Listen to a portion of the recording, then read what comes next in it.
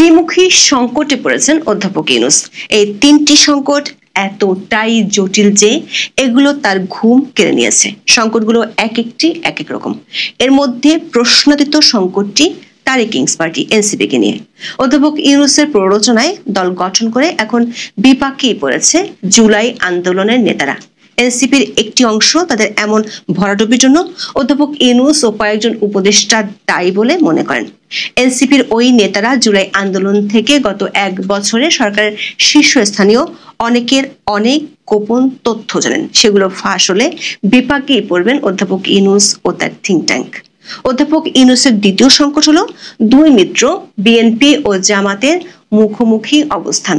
গত এক মাসে 3 দফার সমঝোতার চেষ্টা করেও কোনো কিনারা করতে পারেননি অধ্যাপক ইউনূসের টিম। এখন বিএনপি ও জামাত দুপক্ষই অধ্যাপক ইউনূসকে সন্দেহের চোখে দেখছে। আর তৃতীয় কিন্তু সবচেয়ে বড় সংকটের নাম আওয়ামী লীগ। দলটির সাংগঠনিক শক্তি ও তৎপরতা বাড়ছে, ফিরে পাচ্ছে জনপ্রিয়তা, লম্বা হচ্ছে মিছিলের বহর। গোয়েন্দাদের তরফে অধ্যাপক ইউনূসের দপ্তরকে জানানো হয়েছে চলতি মাসেই রাজধানীতে বড় ধরনের শোডাউন করতে পারে আওয়ামী লীগ। খুব সহসা ঝটিকা মিছিল রূপ নিতে পারে চলো চলো যমুনার চলো কর্মসূচিতে। এই 3 সংকট ঘিরে অধ্যাপক ইউনূসের থিঙ্ক ট্যাঙ্ক খেই হারিয়ে ফেলেছে। খুঁজে পাচ্ছে না সরকারের এক্সিট প্ল্যান কি হবে। পরিস্থিতি এমন ঘোলাটে হচ্ছে যে কোনো সময় আকস্মিকভাবে অবাক করার মতো সিদ্ধান্ত আসতে পারে সরকারের তরফ থেকে।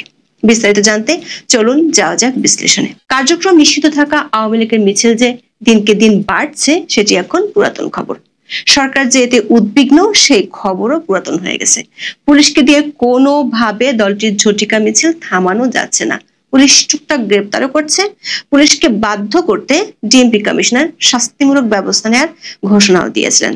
ভেবেছিলেন তাতে কাজ হবে। কাজ না হওয়ায় পুলিশকে ভয় দেখাতে 3 পুলিশ কর্মকর্তাকে সাসপেন্ড করেছে। বিডি নিউজ 24 এর খবরে বলা হয়েছে পুলিশের বিশেষ অভিযানের সময় থানায় অবস্থান করার অভিযোগে মোহাম্মদপুরের এক সহকারী কমিশনার সহ 3 কর্মকর্তাকে প্রত্যাহার করা হয়েছে।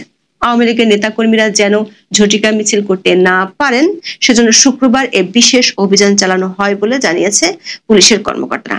তাতেও খুব বেশি কাজ হয়নি। 19 সেপ্টেম্বর রাজধানীর 26টি স্পটে মিছিল করেছে আওয়ামী লীগের নেতাকর্মীরা।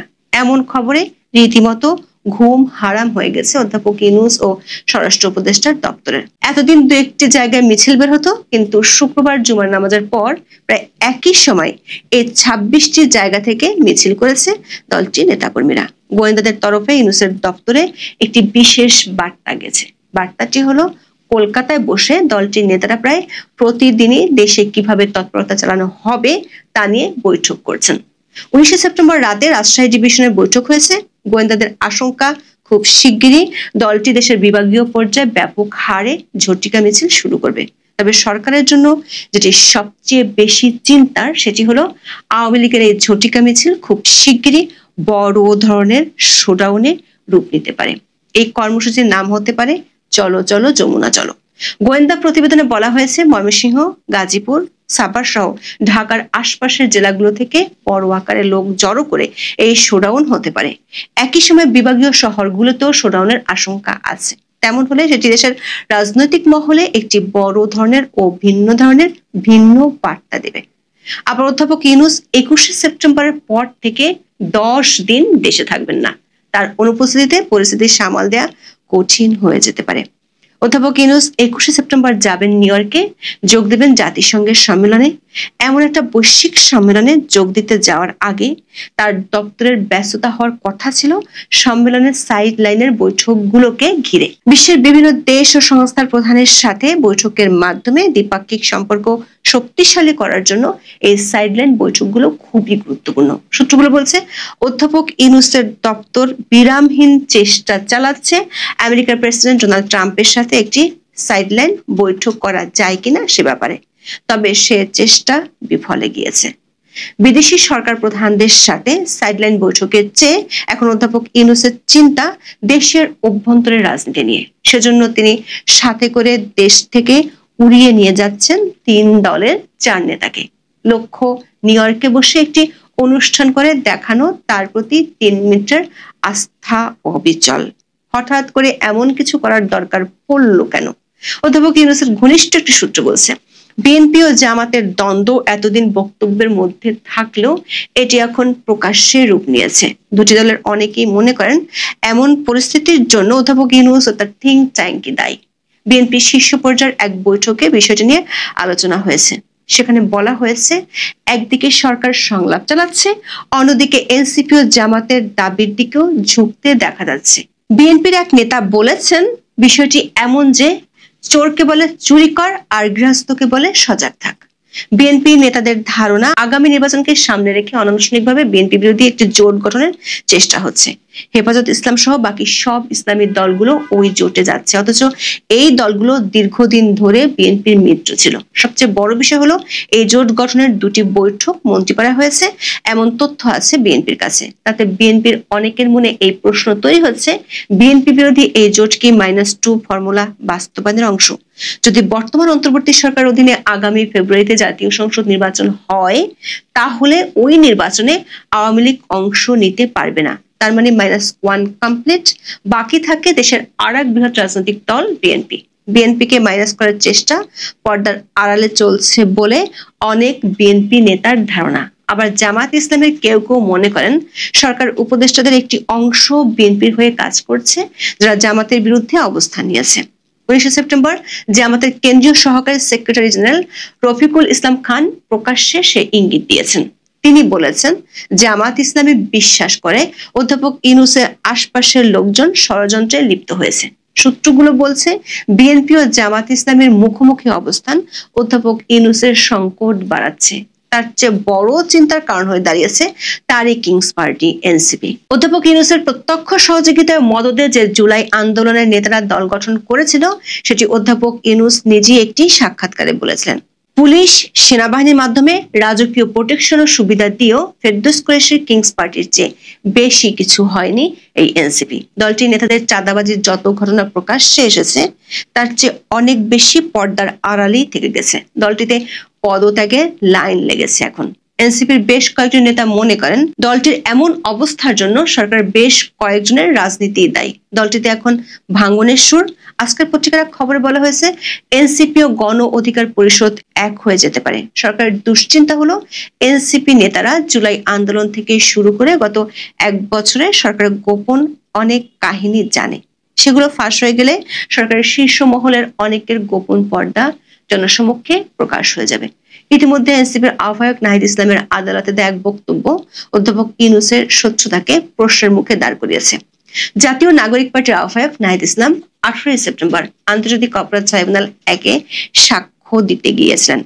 জুলাই গণ অভ্যুত্থানের সময় সংগঠিত মানবতা বিরোধী অপরাধের ঘটনায় শেখ হাসিনা সহ 3 আসামির বিরুদ্ধে করা মামলায় 47তম সাক্ষী হিসেবে তিনি আদালতে সাক্ষ্য দেন।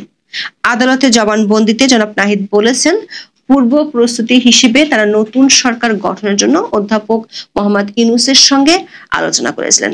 গত বছরের 4 আগস্ট তারা তাকে নতুন সরকার প্রধানের দায়িত্ব পালনের প্রস্তাব দিয়েছিলেন। নাহিদের এমন বক্তব্য নিয়ে বেশ আলোচনা হচ্ছে। শেখ হাসিনা পদত্যাগ করেছিলেন 5 আগস্ট। তার মানে নাহিদরা কমপক্ষে একদিন আগে নিশ্চিত হয়ে গিয়েছিলেন শেখ হাসিনা পদত্যাগ করছেন। সেটি কিভাবে নিশ্চিত হয়েছিলেন সে প্রশ্নের চেয়েও নাহিদের বক্তব্য সত্য হলে এটি পরিষ্কার, অধ্যাপক ইউনূস শপথ নিয়ে প্রধান উপদেষ্টা হওয়ার পর মিথ্যা তথ্য দিয়েছেন। ব্রিটিশ সংবাদ মাধ্যম ফিনান্সিয়াল টাইমসের বৈদেশিক বিষয়ক প্রধান ভাষ্যকার গিরিয়ান রাহমানের উপস্থাপনায় একটি পডকাস্টে কথা বলেছিলেন শান্তিতে নোবেল বিজয়ী অধ্যাপক ইউনূস। রাহমান রিভিউ নামের ওই পডকাস্ট অনুষ্ঠানে কথোপকথন লিখিত আকারে প্রকাশ হয় 2025 সালের 30 জানুয়ারি। সেখানে প্রধান উপদেষ্টা হতে রাজি হওয়ার আগে ও পরে কি ঘটেছিল তা জানিয়েছিলেন অধ্যাপক ইউনূস। সেই কথোপকথনে অধ্যাপক ইউনূস বলেছিলেন, তিনি যখন প্রথম ফোন কল পান তখন তিনি প্যারিসের হাসপাতালে ছিলেন। ছাত্ররা তাকে বলল, শেখ হাসিনা চলে গেছেন, এখন সরকার গঠন করতে হবে, দয়া করে আমাদের জন্য সরকার গঠন করুন। দর্শক খেয়াল করে দেখুন, অধ্যাপক ইউনূস বলেছেন শেখ হাসিনা চলে যাওয়ার পর ছাত্ররা তাকে ফোন করেছিল, অথচ নাহিদ আদালতের সামনে দাঁড়িয়ে বলেছেন 4 আগস্ট শেখ হাসিনা দেশের প্রধানমন্ত্রী থাকতেই ফোন করেছিলেন। সূত্রগুলো বলছে, আদালতে নাহিদের এমন জবানবন্দির পর অধ্যাপক ইউনূসের থিঙ্ক ট্যাঙ্ক চিন্তিত হয়ে পড়েছে। এনসিপিতে বিরোধ ও ভাঙ্গন কোনোভাবেই সরকার ঠেকাতে পারছে না। সেক্ষেত্রে এনসিপির নেতারা যদি গোপন কথাগুলো আর গোপন না রাখেন, তাহলে সরকারের অনেক শীর্ষ ব্যক্তি বিপদে পড়ে যাবেন। আবার এনসিপির পক্ষ থেকে জাতীয় পার্টিকে নিষিদ্ধ করা, জাতীয় পার্টির নেতাদের গ্রেপ্তার সহ যেসব দাবি করছে, সেগুলো সরকারের পক্ষে পূরণ করা সম্ভব নয়। জাতীয় পার্টির শীর্ষস্থানীয় দু একজন নেতাকে গ্রেপ্তারের উদ্যোগ নিয়েও বিএনপির বাধার মুখে সরে আসতে বাধ্য হয় সরকার। সূত্রগুলো বলছে, সবচেয়ে বড় মিত্র এনসিপি মুখ খুললে সেটি সরকারের কফিনে শেষ পেরেক ঠুকবে। তার আগে জামাত ও বিএনপির দ্বন্দ্ব এবং সরকারের প্রতি তাদের অবিশ্বাস সরকারের বিপদ বাড়াচ্ছে। সে বিপদে আওয়ামী লীগের দেশব্যাপী বড় ধরনের শোডাউন করার গোয়েন্দা তথ্যে সরকারের অবস্থা মোটামুটি দিশাহীনই বলা যায়। এখন এ পর্যন্ত। দর্শক, আজকে রাজনীতির বাইরে একটা অনুভূতির কথা বলি। সমস্ত ভুল বা নেতিবাচক বিষয় কি চূড়ান্তভাবেই খুব ক্ষতিকর? আমার কাছে মনে হয় দৃষ্টিভঙ্গির থেকে, তার ভিতর থেকে ইতিবাচক বিষয়টাকে নির্যাস হিসাবে নিয়ে আসা সম্ভব।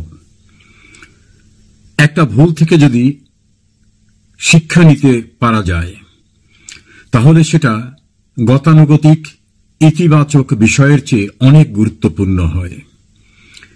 একটা পিচ্ছিল রাস্তায় চলতে গিয়ে হোঁচট খেয়ে বা পিচ্ছিল রাস্তার কারণে পড়ে গিয়ে অল্প স্বল্প আকারের ক্ষয়ক্ষতির ভিতর পড়ার পরে যদি পথচারী চিন্তা করে যে ভবিষ্যতে এই পথে চলতে গেলে, এমন পিচ্ছিল পথে চলতে গেলে আমাকে আরো সতর্ক হতে হবে, তাহলে সেটা এমন হতে পারে যে আরো একটা ভয়াবহ দুর্ঘটনার থেকে তো তাকে রক্ষা করতে পারে। সবচেয়ে খারাপ পদার্থ অনেক সময় গুণগত কাজে আসে। প্রাণীর বর্জ্য সে অর্গানিক ফার্টিলাইজার হয়ে যায়। সেই ফার্টিলাইজার পুষ্টিকর সবজি উৎপাদনে গুরুত্বপূর্ণ ভূমিকা পালন করে। কাজে যে কোনো নেতিবাচক বিষয়ের ভিতর থেকেও যদি দৃষ্টিভঙ্গি পাল্টানো যায়,